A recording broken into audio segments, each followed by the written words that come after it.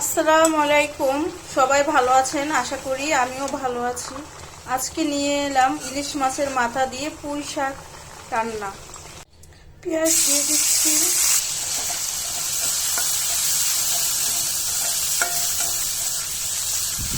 ইলিশ মাছের কামসাগুলো দিয়ে দিব, কাঁচা গন্ধটা যেন না থাকে।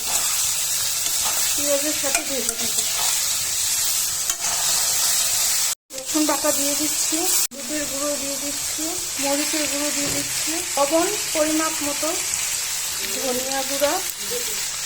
এখন নেড়ে চেড়ে একটু পানি দিয়ে দিব। এখন পুঁই শাকের ডাল দিয়ে আলুগুলো দিয়ে দিব একসাথে, যেন সিদ্ধ হয়ে যায় কষানোর ভিতরেই।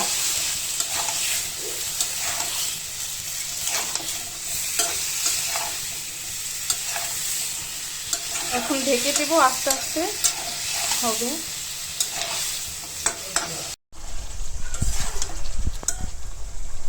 পুঁই শাকের ডান্ডিটা অনেকটাই সিদ্ধ হয়েছে।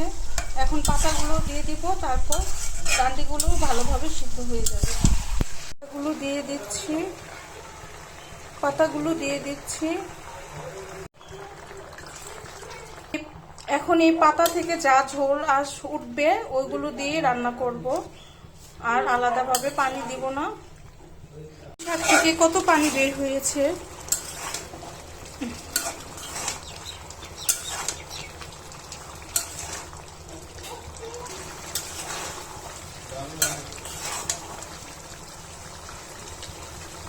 ডান্ডিটাও পুরো সিদ্ধ হয়েছে, আলুও সিদ্ধ হয়েছে। ঝোলটা আর একটু টানলে আমি উঠিয়ে ফেলবো।